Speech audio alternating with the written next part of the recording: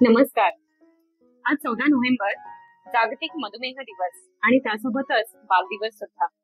तर मधुमेहावर आज चर्चा करण्यासाठी आपल्यासोबत उपलब्ध आहेत नांदेडमधील सुप्रसिद्ध एंडोक्रायनॉलॉजिस्ट डॉक्टर बालाजी नाईक सर. तर त्यांच्यासोबत आज मधुमेहावरती दिलखुलास गप्पा मारूया. नमस्कार सर. सर्वप्रथम तुम्ही आपला परिचय आमच्या प्रेक्षकांना द्यावा. नमस्कार. सर्वप्रथम जागतिक मधुमेह दिन आणि बालदिनाच्या तुम्हा सर्वांना खूप खूप शुभेच्छा. मी डॉक्टर बालाजी नाईक. मी Naik endocrine and diagnostic centre Annabhau Sathe चौक नांदेड येथे कन्सल्टंट एंडोक्रायनॉलॉजिस्ट म्हणून कार्यरत आहे. एंडोक्रायनॉलॉजिस्ट म्हणजे नेमकी काय आणि शुगरच्या पेशंट्सनी पण एंडोक्रायनॉलॉजिस्टला दाखवायला हवे का? तर छान प्रश्नाने तुम्ही सुरुवात केली. एंडोक्रायनॉलॉजिस्ट म्हणजे काय हे अजून बऱ्याच लोकांना माहिती नाही, कारण एंडोक्रायनॉलॉजी हा शब्दच मुळात नवीन वाटतो. एकतर इंग्लिश मध्ये आहे, एवढा अवघड शब्द आहे, मग एंडोक्रायनॉलॉजिस्ट कोण आणि कुणी कुणी त्यांना दाखवायला पाहिजे हा प्रश्न असतोच. तर एंडोक्रायनॉलॉजिस्ट किंवा अंतःस्त्राव ग्रंथी तज्ञ म्हणजे हॉर्मोनचे एक्सपर्ट.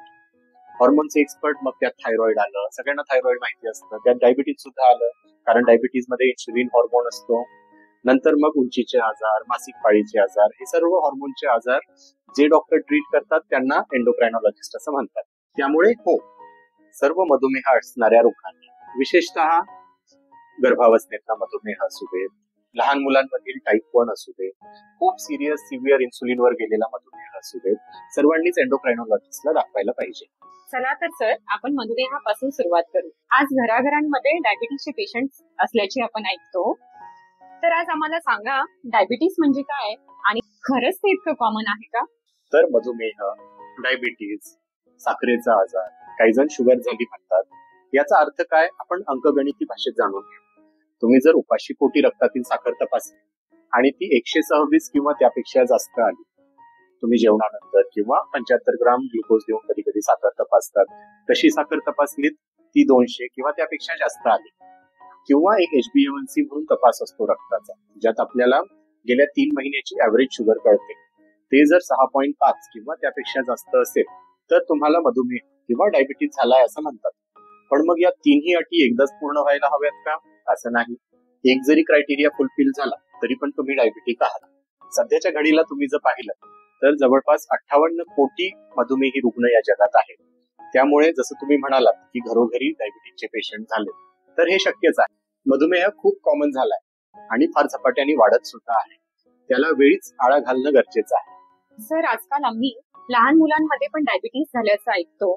खरंच लहान मुलांमध्ये डायबिटीस होतो का?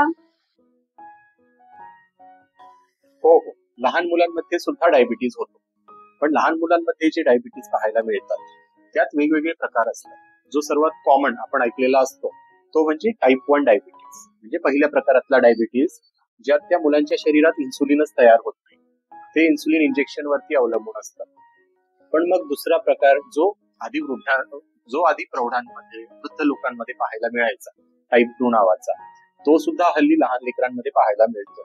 पहिली दुसरीला जाणारे, शाळेत जाणारे विद्यार्थी आजकाल आमच्या दवाखान्यात येतात, ज्यांना टाईप 2 म्हणजे प्रौढांमध्ये होणारा मधुमेह दिसून येतोय. हे फार चिंताजनक आहे. मधुमेह नेमका होतो कशामुळे, याची आम्हाला कारणे सांगू शकता का? डायबिटीज कशामुळे होतो या प्रश्नाचं उत्तर खूप मोठं आहे, पण मी थोडक्यात सांगतो की सगळ्यात आधी महत्वाचं कारण म्हणजे फॅमिली हिस्ट्री. तुमच्या घरात आई वडिलांना, आजी आजोबांना किंवा भावा बहिणीला शुगर असेल तर तुम्हाला डायबिटीज होण्याचा धोका थोडा जास्त असतो. पण मग घरात आई वडिलांना डायबिटीज असेल तरच तुम्हाला डायबिटीज होतो असं नाही. इतर सुद्धा फॅक्टर्स आहेत जे मधुमेहाला कारणीभूत ठरू शकतात, जसं की बैठी जीवनशैली, खूप ताण, नंतर अयोग्य आहार, व्यायामाची कमतरता, या सर्व गोष्टी डायबिटीजला जन्म देऊ शकतात. आणि महत्वाचं म्हणजे तुम्ही जर सातत्याने व्यायाम केला, तुम्ही पोषक आहार खाल्ला, कमी ग्लायसेमिक इंडेक्स वाला अन्न खाल्लं, मेडिटेशन केलं, पुरेशी झोप घेतली, तर तुम्ही या अनुवंशिक जोखमीला सुद्धा हरवू शकता आणि मधुमेहाला टाळू शकता. खूप टेन्शन घेतलं तर मधुमेह होऊ शकतो का? आणि स्ट्रेसचा मधुमेहावरील प्रभाव किती? डायबिटीज हा मुख्यतः इमोशनल लेवलवरती सर्वात आधी सुरू होतो. खूप कामात टेन्शन असेल, ताणतणाव असेल, झोप अपुरी असेल, तर त्याचे आपल्या शरीरावरती खूप वाईट परिणाम होत असतात. विशेषतः रक्तातील साखरेवर. ज्यांना ऑलरेडी डायबिटीज असतं त्यांची शुगर नियंत्रणात आणणं अवघड जातं. त्यामुळे आम्ही पुरेशी झोप, कमीत कमी रात्री 6 ते 8 तास झोप घेणं गरजेचं आहे असं सांगतो. मेडिटेशन, डोकं शांत ठेवणं, स्ट्रेस कमी घेणं, हे सर्व डायबिटीज मॅनेजमेंट मध्ये अत्यंत महत्वाचं आहे. काही जण अजिबात गोड खात नाहीत, तरी त्यांना मधुमेह होऊ शकतो का? फक्त गोड खाल्ल्याने किंवा साखर खाल्ल्यानेच डायबिटीज होतो असं नाही. हे विधान असत्य आहे. डायबिटीज होण्यासाठी फक्त गोड खाण्याची गरज नाही, पण योग्य आणि संतुलित आहार घेतला तर तुम्ही डायबिटीजला टाळू शकता. त्यासाठी तुम्हाला संतुलित आहार म्हणजे काय, अन्न पदार्थांचे ग्लायसेमिक इंडेक्स म्हणजे काय हे माहिती असणं गरजेचं आहे. जसं की पांढरी साखर तुम्ही खाल्लीत तर तुमच्या रक्तात साखरेचं प्रमाण किती वाढू शकतं, किंवा तुम्ही मटकीची उसळ खाल्ली, तुम्ही डाळी खाल्ल्या, तुम्ही मेथीचा पराठा खाल्लात तर तुमच्या रक्तातली साखर किती वाढू शकते, हे सर्व तुम्हाला माहिती असायला हवं. मधुमेहाला सायलेंट किलर म्हटलं जातं, खरंच तो एक किलर आहे का? हो, डायबिटीज हा किलर आहेच आणि सायलेंट किलर आहे. बरं, याला सायलेंट किलर का म्हणतात हे जाणून घेण्याआधी आपण मधुमेहामागचं एकदा विज्ञान जाणून घेऊ. तर एखादा माणूस किंवा एखादी बाई जेव्हा अन्न खाते, कुठलंही अन्न असू दे, साखरच म्हणून नाही, कुठलंही अन्न खाते तेव्हा त्या अन्नाची कमी जास्त प्रमाणात रक्तामध्ये साखर तयार होते. ती साखर विविध पेशींना, विविध अवयवांना पुरवली जाते, जिथे तिची ऊर्जा म्हणून वापर केला जातो, जिथे तिचा ऊर्जा म्हणून वापर केला जातो. आणि या सर्व क्रियेमध्ये इन्सुलिन नावाचं हॉर्मोन काम करत असतं. पण मग मधुमेही रुग्णांमध्ये काय होतं, एकतर इन्सुलिन कमी असतं किंवा मग इन्सुलिन असतं पण मग ते योग्य प्रमाणे कार्य करत नाही. मग ही जी रक्तात तयार झालेली साखर आहे ती पेशींमध्ये शिरू शकत नाही, तिची ऊर्जा म्हणून तिचा वापर होत नाही. मग त्या पेशींना पुरेशी ऊर्जा न मिळाल्यामुळे त्या काय करतात, एनर्जीसाठी प्रोटीनला मोडून खातात, फॅटला मोडून खातात. त्यामुळे माणसाचं वजन कमी होतं. आणि ही साखर, ही जी जास्त एक्स्ट्रा साखर आहे ती रक्तामधून वाहत राहते. त्यामुळे आपण जेव्हा मधुमेही रुग्णांचं रक्त तपासतो तेव्हा आपल्याला रक्तात वाढलेली साखर दिसते.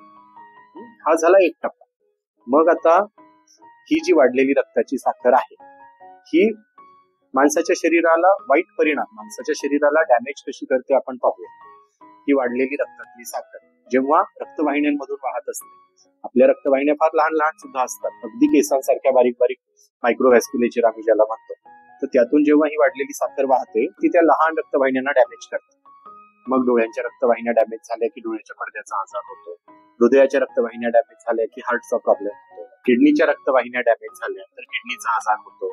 कधी कधी मोठ्या मोठ्या रक्तवाहिन्या सुद्धा ब्लॉक होतात, मग हार्ट अटॅक येतो, कधी पॅरालिसिस येतो, कधी पायाला जखमा होतात त्या भरत नाहीत, कोणाकोणाचे पाय कापावे देखील लागतात. तर खूप जीवघेणे परिणाम या शुगरमुळे होतात.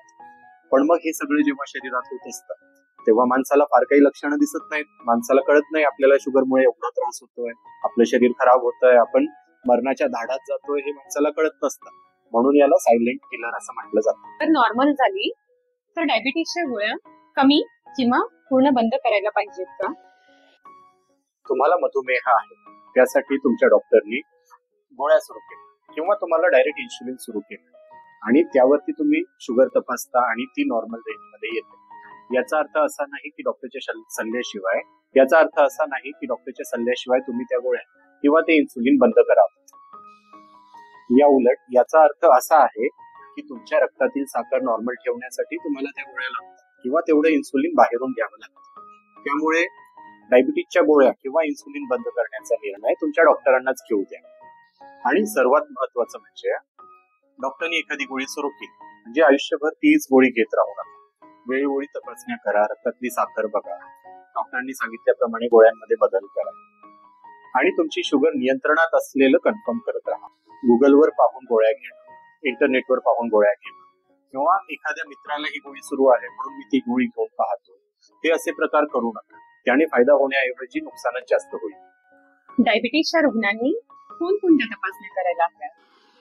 तुम्हाला जर आतापर्यंत मधुमेह झालेला नसेल किंवा तुमच्या मनात भीती असेल तर कुठल्या रक्ताच्या तपासण्या करायच्या हे मी तुम्हाला सांगतो.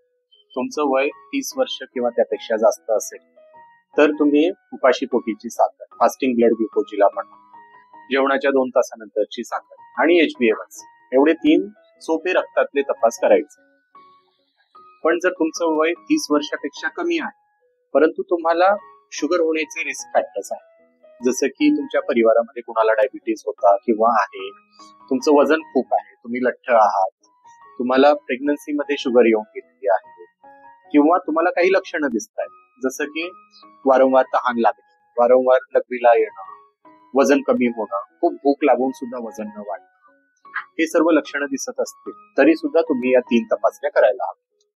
पण जर तुम्ही ऑलरेडी डायबिटिक आहात आणि ट्रीटमेंटवर आहात तर दर 3 महिन्याला HbA1c ची तपासणी करणं गरजेचं आहे. तुमचा एकंदरीत कंट्रोल कसा चालू आहे, तुमच्या गोळ्या काम करतायत का, तुमचं इन्सुलिन काम करताय का, तुमचे अवयव सुरक्षित आहेत का, हे सर्व तुम्हाला HbA1c मधून कळतं. त्यामुळे 3-3 महिन्याला HbA1c करत राहणं गरजेचं आहे. आणि डायबिटीज सुरू होऊन जर पुष्कळ वर्षे झाली असतील, 5 वर्षापेक्षा जास्त कालावधी उलटला असेल, तर डोळ्यांच्या पडद्याचा तपास करा, किडनीचा तपास करा, पायांच्या नसांचा तपास करा. तर डायबिटीजमुळे ज्या ज्या अवयवांमध्ये कॉम्प्लिकेशन्स होतात त्या कॉम्प्लिकेशन्स साठी तपास करणं 5 वर्षानंतर सुरू करायचं आहे. आणि डायबिटीज आहे म्हणजे फक्त रक्तातली साखरच तपासावी असं नसतं. तुमचं ब्लड प्रेशर आटोक्यात पाहिजे, तुमची चरबी आटोक्यात पाहिजे, त्यासाठी लिपिड प्रोफाईल करायचं, तुमचं ट्रायग्लिसराईड पहा, तुमचं खराब कोलेस्ट्रॉल किती आहे ते पहा.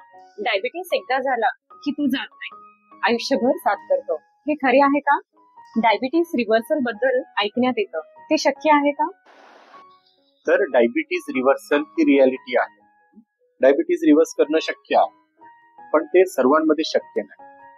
तर कुणामध्ये आम्ही डायबिटीज रिव्हर्सल पॉसिबल आहे असं म्हणतो की नुकताच झालेला सुरुवातीच्या टप्प्यातील डायबिटीज असेल, म्हणजे बॉर्डरलाईन हा HbA1c आहे, किंवा एखाद्या तरुण किंवा प्रौढ व्यक्तीमध्ये नुकतंच वाढलेल्या वजनामुळे त्याला डायबिटीज आला आहे, तर असे डायबिटीज रिव्हर्सल करू शकतात. तर असे डायबिटीज रिव्हर्स होऊ शकतात कुठल्याही औषध गोळ्यांशिवाय किंवा इन्सुलिन शिवाय, फक्त आहारावर आणि व्यायामावरती. आपण जेव्हा डायबिटीजला, मधुमेहाला हरवतो त्याला आम्ही डायबिटीज रिव्हर्सल असे म्हणतो. त्यामुळे काही मोजक्या निवडक लोकांमध्ये डायबिटीज रिव्हर्सल शक्य असतं. कुणामध्ये हा ट्रायल द्यायचा याचा निर्णय देखील तुमचे डॉक्टरच घेतील. परंतु या उलट तुमचा मधुमेह सुरू होऊन पुष्कळ वर्षे झाले, तुम्हाला इन्सुलिन घ्यावं लागतंय, तुमचं HbA1c खूप जास्त आहे, पायाच्या नसा डॅमेज झाल्यात, खूप कॉम्प्लिकेशन झाले, तर अशा पेशंटमध्ये डायबिटीज रिव्हर्सल शक्य नसतं. मग हा तो डायबिटीज आयुष्यभर साथ देतो, जो जात नाही, आणि त्याला आपल्याला मॅनेज करावं लागतं. आज जागतिक मधुमेह दिनी रुग्णांना एक महत्वाचा सल्ला द्यायचा असेल तर तो काय द्याल? डायबिटीजच्या रुग्णांना जर एकच महत्वाचा सल्ला द्यायचा असेल तर तो मी असा देईल की तुमच्या डॉक्टरांचा सल्ला ऐका, त्यांनी दिलेले उपचार घ्या, वेळोवेळी रक्तातील साखर तपासा, मनाने गोळ्या किंवा इन्सुलिन बंद करू नका, सकस आहार, कमी ग्लायसेमिक इंडेक्स असलेले अन्न खा, रोज व्यायाम करा, सातत्य हीच गुरुकिल्ली आहे, पुरेशी झोप घ्या आणि स्ट्रेस घेऊ नका. धन्यवाद. डायबिटीज बद्दल खूप छान माहिती दिलीत सर. आमचे खूप सारे गैरसमज दूर झाले, त्याबद्दल तुमचे खूप खूप आभार.